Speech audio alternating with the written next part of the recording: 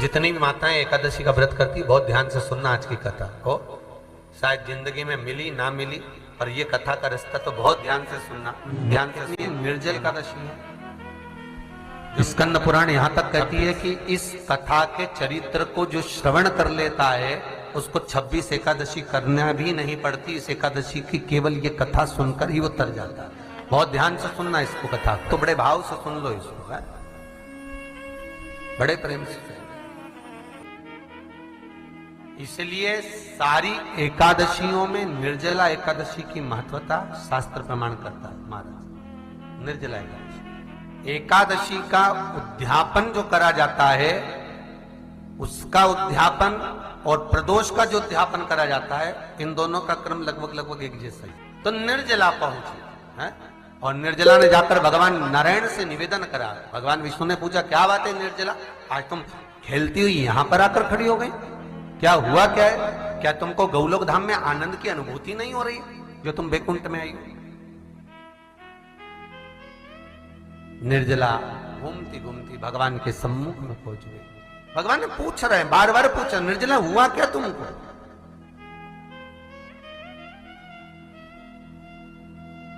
ए निर्जला, ए एकादशी, हुआ क्या है तुमको? क्या कारण है तुम्हारे यहां आने का, बैकुंठ पहुंचने का? बहुत ध्यान देना महाराज। शास्त्र कहता है सोमवार, मंगलवार, बुधवार, गुरुवार, शुक्रवार, शनिवार, ये देवता वो देवता सबके व्रत कर लो, सारे व्रत कर लो, पर ये व्रत आपको परमात्मा के धाम तक लेकर नहीं जा सकते, क्योंकि इनका जो पुण्य है वो मृत्यु लोक में आप थोड़ा सा भी व्रत करते हैं तो पुण्य समाप्त हो जाता है। पर हिंदू धर्म के 3 व्रत ऐसे बता दिए जिन व्रतों का पुण्य समाप्त नहीं हुआ।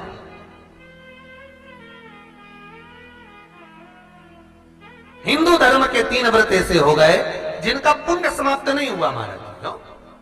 जिनका पुण्य प्रबलता में बढ़ता गया। पहले नंबर पर एकादशी, दूसरे नंबर पर प्रदोष, और तीसरे नंबर पर शिवरात्रि। एकादशी भी 26 है तो प्रदोष भी जम के बोलते जाओ 26 है।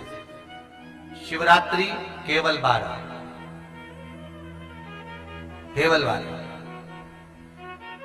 और अगर अधिक मास की पड़ जावे तो ये 13, और अधिक की आए तो 13 है। तो यहां शास्त्र कह रहा है कि 3 व्रत हमारे यहाँ जिनका पुण्य समाप्त नहीं हुआ, जिनका पुण्य प्रबल हुआ, बड़ा। इसलिए आज भी माता एकादशी का व्रत करती है, और एकादशी का व्रत कर कर अगर कोई जीवात्मा को देते हैं, कोई मर भी गया तो उसको एकादशी का दान देते हैं। एकादशी का उसको दान दिया है। महाराज निर्जला खड़ी है, पूछा क्यों आई हो, क्या कारण? निर्जला आई, तब लक्ष्मी मैया उठकर निर्जला के करीब में गई। निर्जला बहुत सरल थी निर्जला। कहते हैं कामा एकादशी सबसे लंबी है। कौन सी एकादशी? कामा। फिर मोक्षदा उससे नीची है महाराज। और निर्जला जो है बिल्कुल छोटा स्वरूप है। निर्जला का मतलब देखा जाए तो केवल 2 चोटी करी हुई है। मस्तक पर भोर लगा हुआ है निर्जला के, माथे पर बिंदी लगी हुई है निर्जला के, सुंदर गले में तुलसी की मालाएं पहनी है निर्जला, हाथ में जो हाथ फूल जैसी माताएं पहले पहनती थी, आपको ध्यान में होगा, ऐसा बड़ा फूल होता था, अंगूठियां पड़ी होती थी, हाथ में ऐसा लगा रहता है। तो निर्जला हाथ फूल भी तुलसी के धारण करी। बड़ा सुंदर स्वरूप है माता निर्जला का महाराज। छोटी है तो माता लक्ष्मी उनके पास में गई और निर्जला से जाकर पूछा, निर्जला तेरे आने का कारण क्या है, तू बता। नारायण आपसे पूछ रहे हैं कि क्यों आई हो, किस लिए आई हो, क्या है तुम्हारे आने का कारण? निर्जला ने कहा, मेरी विनती केवल इतनी सी है मां, कि मैं ये चाहती हूं कि मैं जीव के प्राण छूटने के बाद उसके प्राणों को जिस समय मैं लेकर जीवात्मा के प्राणों को परमात्मा तक भेजूं, बैकुंठ तक भेजूं, गौलोक धाम तक भेजूं, उस बीच में मुझे ले जाते समय कई नरक भी बीच में पड़ेंगे, कई स्थान ऐसे बैतरणी आदि के स्थान बीच में आएंगे, तो वो स्थान में मुझे रोका ना जाना, मैं सीधे भगवान के धाम पहुंच जाऊं। ऐसी कृपा, ऐसी दया।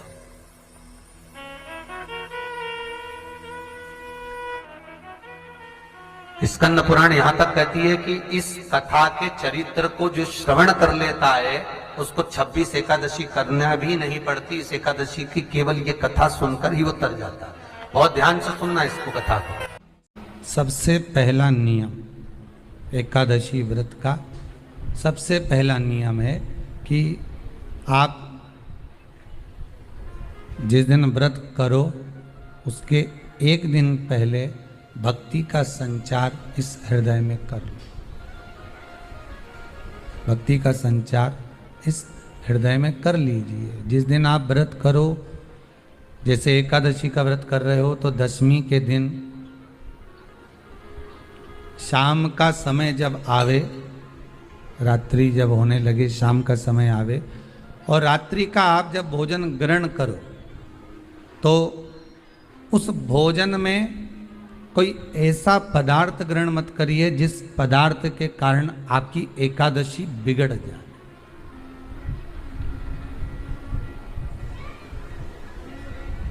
कोई बेकार भोजन में ग्रहण नहीं करना, श्रेष्ठ भोजन ग्रहण करिए दशमी के दिन। और एकादशी का दूसरा नियम बहुत ध्यान से सुनिएगा।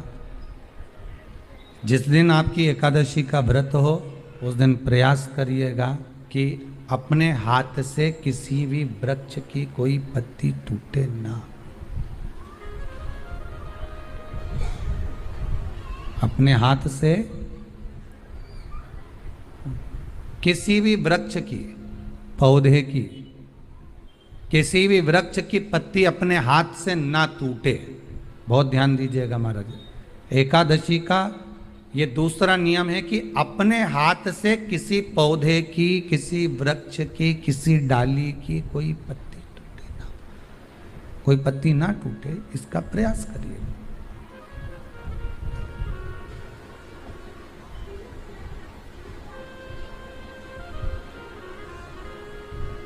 कितना सुंदर व्याख्यान कहा है, कितना सुंदर वर्णन है महाराज कि मात्र एकादशी का व्रत कर लेने पर, मात्र एकादशी का व्रत कर लेने पर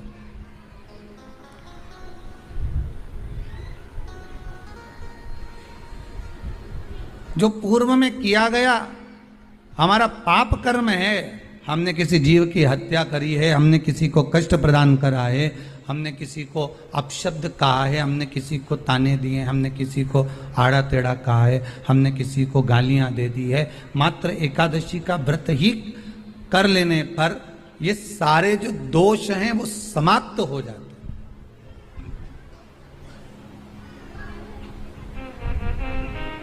सारे दोष हमारे समाप्ति पर आ जाते हैं।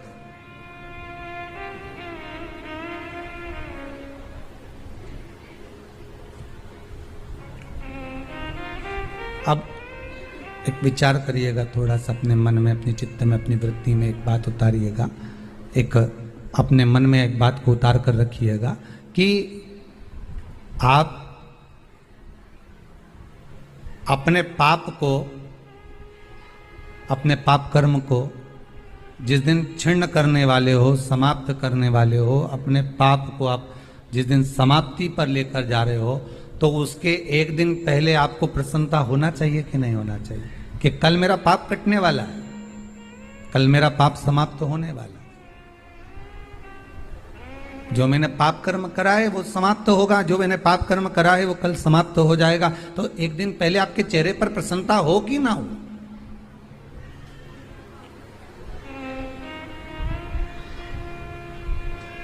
और चेहरे पर वो प्रसन्नता आपके आना चाहिए कि कल मेरा एकादशी का व्रत है, आज दशमी है, कल एकादशी का व्रत है, तो कल मेरी जब एकादशी का व्रत रहेगा तो मेरा ना जाने कितना कितना पाप, कितना असत्य, कितना झूठ, कितना प्रपंच वो समाप्त हो जाएगा। इसमें मुझे प्रसन्नता हो, इसमें मुझे आनंदता हो।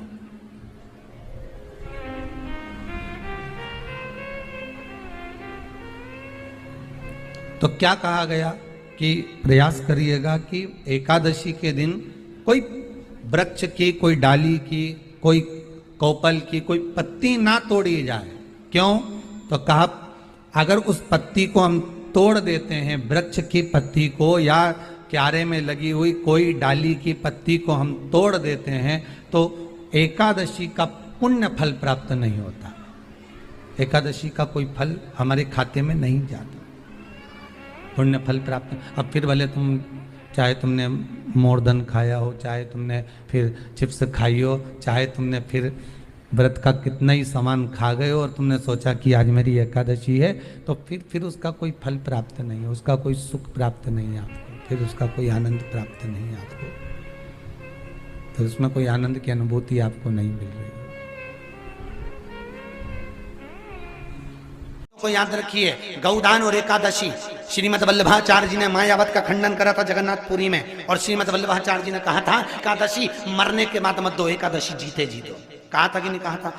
जीते जी दान करिए। इसलिए जगदीश में, जगन्नाथपुरी में एकादशी उल्टी लटकी हुई है। करें आपने दर्शन?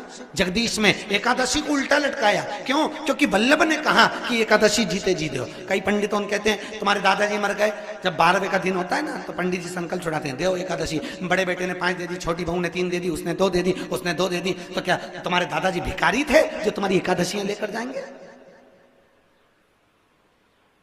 और तुम कौन होते हो दादाजी को एकादशी देने वाले? तुमने कौन सा इतने पुण्य कर लिए जो तुमने एकादशी दे दी? एकादशी के दान की महत्वता श्रीमद् वल्लभाचार्य जी ने कहा कि कोई व्यक्ति अगर खटिया पर सड़ रहा है, पलंग पर तड़प रहा है, हॉस्पिटल में पड़ा हुआ है, तो निवेदन है कि उसको देखने जाओ तो अपनी करी हुई एकादशी में से 2 एकादशी का दान उसको तुरंत दे दो। क्यों? तो जिससे उसको मोक्ष मिल जाए, मरने के बाद नहीं। क्योंकि मरने के बाद तो वो 10वें के दिन, गरुड़ पुराण में लिखा है 10 दिन तक जीवात्मा घर की अटारी पे रहती है। कितने दिन? 10 दिन। 10 दिन के बाद जीवात्मा चली जाती है। कहां जाती है? उसको जहां जाना है। 3 दिन में उसको भोग भोगना पड़ता है जीवात्मा को। 3 दिन नरक का भोग भोगती है, उसके बाद स्वर्ग का भोग भोगती है। 18 दिन में ये प्रोसेस पूरी हो जाती है। कितने दिन? 18 दिन। 18 दिन के बाद में उस जीवात्मा को धान के खेत में पटका जाता है। किसके खेत में? धान के, चावल के खेत में। इसलिए कहते हैं एकादशी के दिन चावल मत खाओ। कहते कि नहीं कहते? और क्या कहते हैं? द्वादशी के दिन चावल खाना जरूरी है।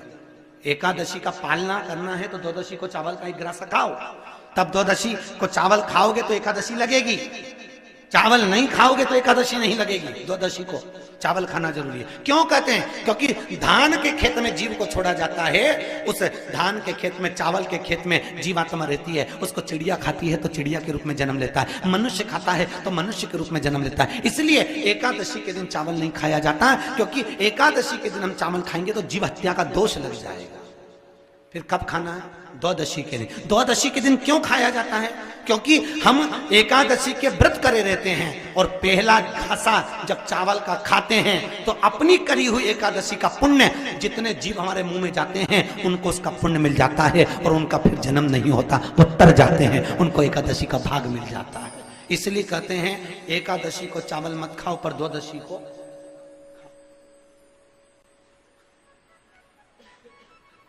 खाइए। 10 दिन तक जीवात्मा है, और आपने एकादशी कब दान दी? बोलो जम के।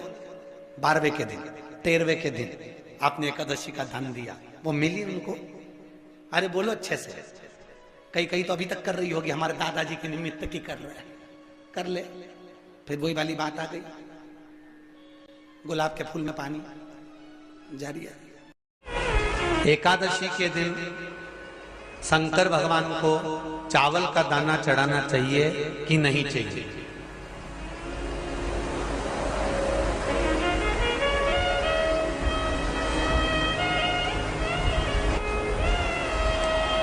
बीमार व्यक्ति से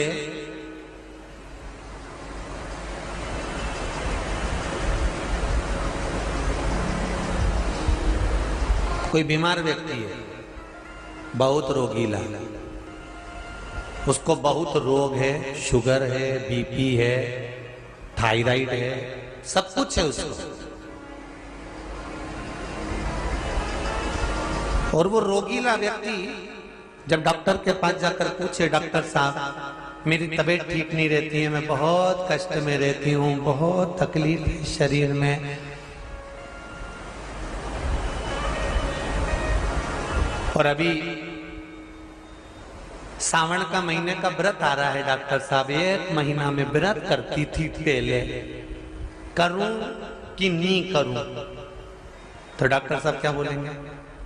बोलते जाओ जरा जम के। डॉक्टर बोलेगा कि आप व्रत मत करो। डॉक्टर एक बात कहेंगे, शरीर स्वस्थ रखना है, व्रत बाद में हो जाएगा, अगले वर्ष कर लेना, पर अभी शरीर को सही रखने के लिए दोनों समय अच्छे पेट भरकर सात्विक भोजन करो और अपने शरीर को ठीक करो। सात्विक भोजन अपने शरीर को, व्रत बाद में भी हो जाए, अगले वर्ष हो जाए।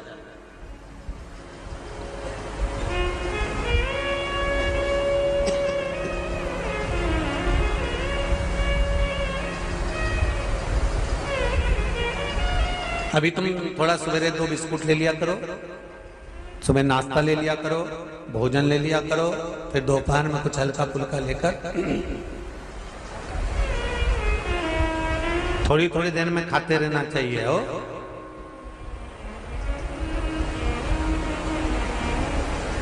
थोड़ा थोड़ा खाओ, थोड़ी थोड़ी देर में खाओ, एक साथ सुरसा जैसे मत निपटा जाए, थोड़ा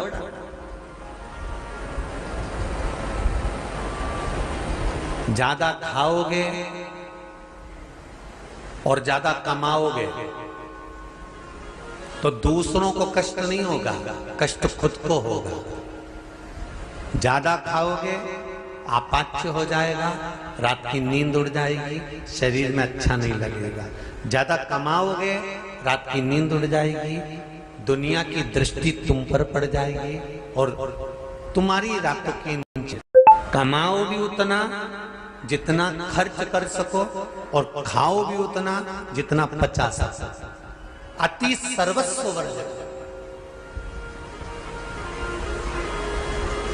डॉक्टर कहेंगे ये तुम्हारा व्रत जो है ना अगले साल कर लेना, इस साल मत करिए, इस साल तो आराम से भोजन वोजन करो तुम लोग, बढ़िया प्रेम से खाओ पिए। तो उसी तरह किसी ने पूछा कि चावल का दाना एकादशी पर भगवान शंकर को चढ़ा सकते हैं, चावल का दाना शंकर जी को चढ़ाते क्यों है, पहले तो वो समझ। बेलपत्री का तो महत्व आपको बार बार बताया कि बेलपत्री शिव जी को क्यों चढ़ाई जाती है, कहीं रोग के लिए, कहीं बीमारी के लिए, कहीं किस कार्य के लिए, कहीं कोई कार्य के लिए, कहीं कोई कार्य के लिए। चावल का दाना अगर हम शंकर भगवान को चढ़ा रहे हैं तो क्यों चढ़ा रहे हैं, उसका कारण क्या है? चावल का दाना शिव को चढ़ाने का केवल एक कारण रहता है कि चावल को अक्षत कहते हैं।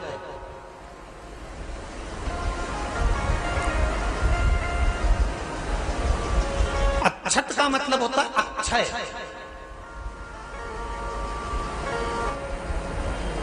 उसका मतलब क्या होता है? अक्षय, जिसका कभी क्षय ना हो। जब हम भगवान शंकर को चावल का दाना चढ़ाते हैं, जैसे बहुत ध्यान दीजिएगा महाराज, बहुत समझने वाली बात है, बहुत ध्यान से।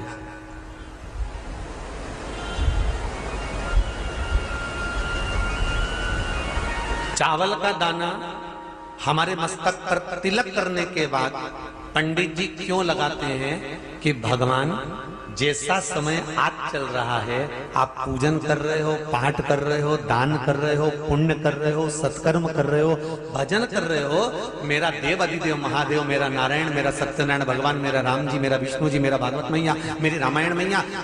ब्राह्मण मस्तक पर तिलक लगाने के बाद चावल इसलिए लगाता है कि जैसा समय आज चल रहा है, भगवान तुमको ऐसा ही समय बनाकर रखे और तुम ऐसे ही 4 चांद लगाते रहो, दान पुण्य संकीर्तन करते रहो। इसलिए मस्तक पर चावल का दाना लगाया जाए।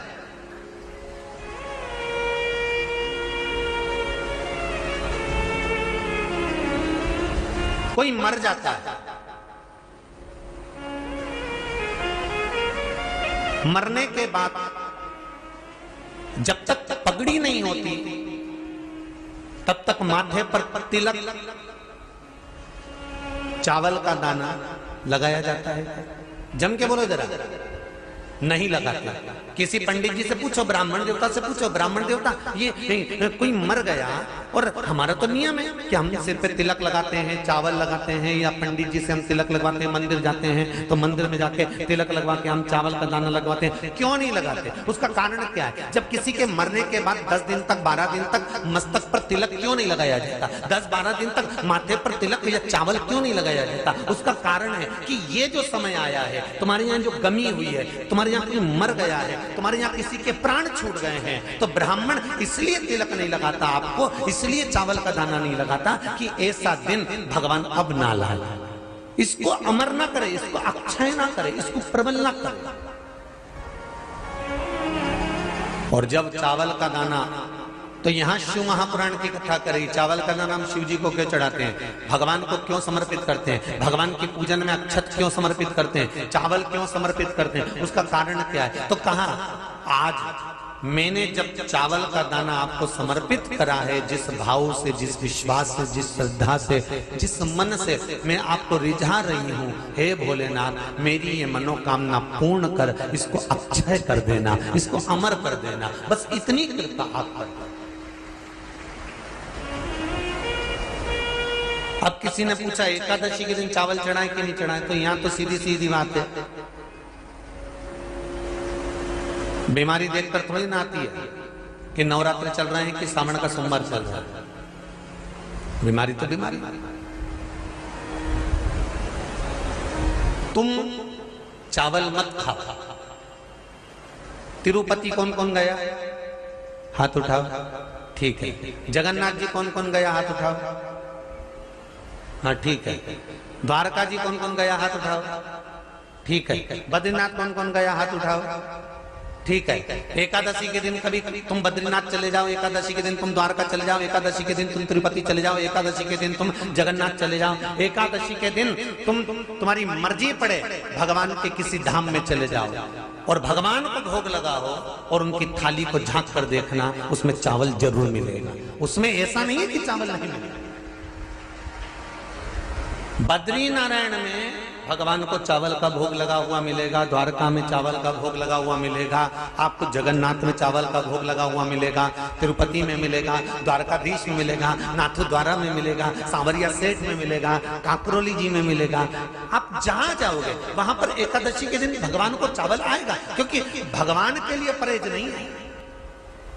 जो काम में डूबा हुआ है, जो आसक्ति में डूबा हुआ है, जो लोभ में डूबा हुआ है, जो वासनाओं में डूबा हुआ है, जो तृष्णा में डूबा हुआ है, और जो माता के गर्भ से जन्म लिया, एकादशी के दिन चावल उसको नहीं खाना। बहुत सुंदर संवाद है, ध्यान दीजिएगा। जिसके घर में कमाने वाले 2-4 हैं, पैसा तो आ रहा है पर घर में टिक नहीं रहा, डॉक्टर में, पुलिस में, एक्सीडेंट आदि में, कहीं गलत जगह पर व्यसन में अगर पैसा जा रहा है, जुए में, मांसाहार, मदिरा पान, या कहीं आया पैसा आने में कमी नहीं, आ रहा है पर टिक नहीं रहा, रुक नहीं रहा, कोई मांगने आ गया, दे दिया, फिर वहां से अपने पास नहीं आ रहा, अपन कह रहे हैं भैया हमारा पैसा लौटा दो, नहीं आ रहा। तो महाराज शिव महापुराण की कथा कहती है, एकादशी के दिन गंगा के जल में मात्र 7 बेलपत्री डालकर, जो नंदीश्वर भगवान अर्थात जो शंकर जी के शिवलिंग के सामने नंदी होता है, उस नंदी के चरण पर गंगा का जल चढ़ाकर बेलपत्री शिव पर समर्पित कर देता है, उसके घर में रुपया रुकना चालू हो जाता है, फिर वो गलत जगह पर नहीं जाता, गलत स्थान पर वो धन जाएगा ही नहीं। बेटा अगर व्यसन में पड़ा हुआ है, मदिरा पान में पड़ा हुआ है, मांसाहार में, जुए आदि में जा रहा है, तुम्हें लग रहा है कि मेरा बेटा गलत मार्ग पर जा रहा है, ये मित्र दोस्ती गलत हो रही है, वो सही जगह पर आ जाए। करना है एकादशी।